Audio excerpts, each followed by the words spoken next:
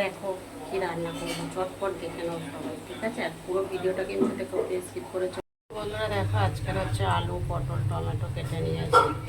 এখানে মশলা করেছি জিরে, আদা, ধনে সব একসাথে, কাঁচা লঙ্কা দুটো, দুটো শুকনো লঙ্কা দিয়ে একসাথে পেস্টটা বানিয়ে নিয়েছি। দেখো এখানে টমেটো, ডাল সিদ্ধ হয়ে গেছে, ডালের মধ্যে টমেটোও দেওয়া হয়ে গেছে, শুধু ফোড়নটা দেবো।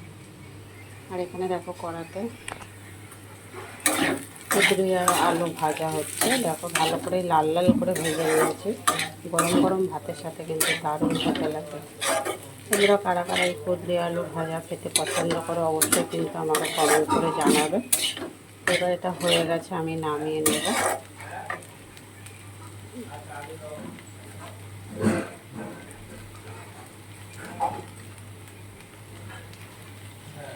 এখানে দেখো কড়াতে তেল দিয়ে দিয়েছি, গোটা জিরে, সাদা জিরে ফোড়নে দিয়ে দিলাম, আলু পটলটা দিয়ে দিলাম। আলু পটলটা খুব ভালো করে ভেজে নেব।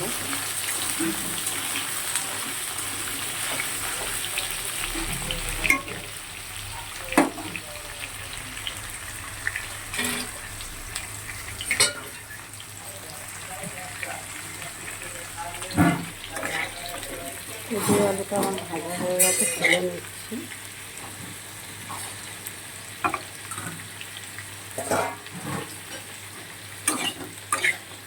বেশ লাল লাল করে ভেজেছি। এখন গরম গরম ভাতের সাথে লাগবে না বন্ধুরা, কী বলবো।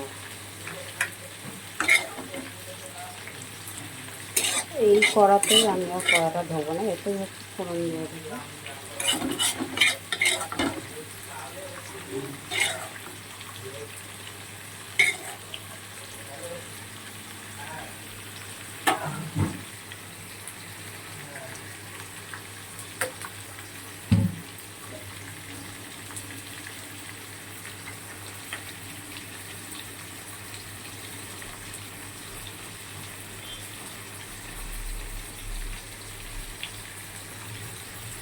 সর্ষে ফোড়ন দিলাম,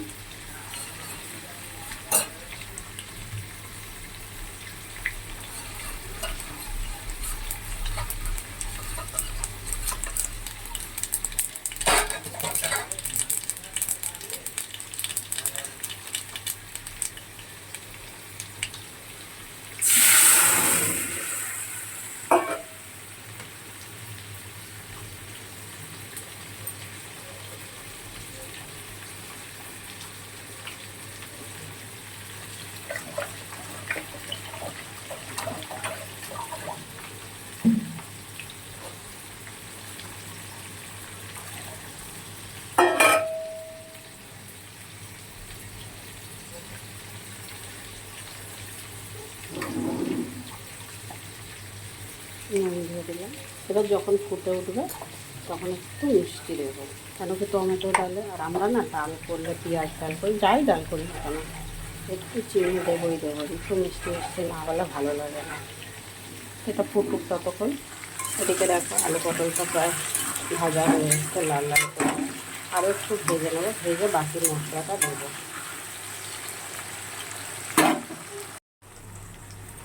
দেখো আলু আর পটলটা খুব ভালো করে ভাজা হয়ে গেছে। এটা মশলা যেটা পেস্ট করেছিলাম দিয়ে দিলাম।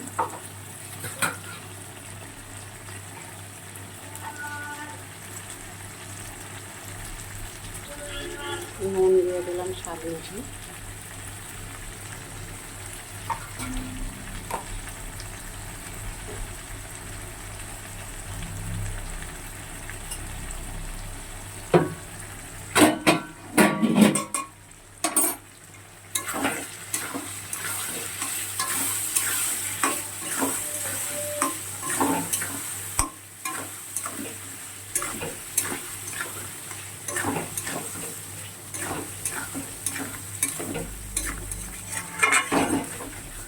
গুঁড়ো লঙ্কা তো দেবো না, যেহেতু কাঁচা লঙ্কা আর গোটা শুকনো লঙ্কা পেস্ট করে দিয়েছি।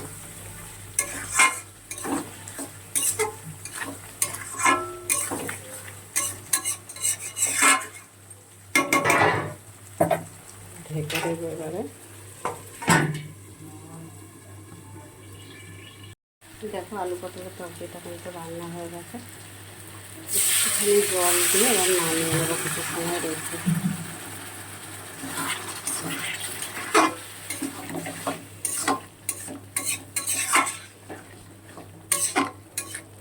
সামান্য একটু চিনিও দিয়ে দিয়েছি, এবার নামিয়ে নেব।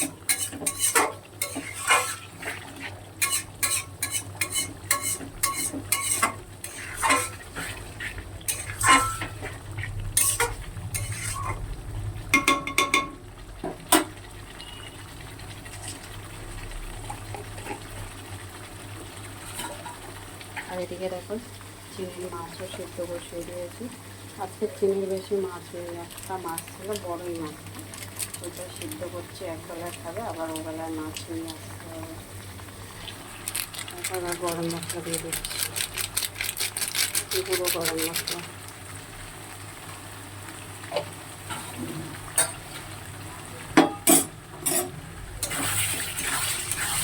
হয়ে গেছে, এবার নামিয়ে নেব। চলো সবাইকে টাটা, সবাই খুব ভালো থেকে সুস্থ থেকে, আবার পরে দেখা হবে।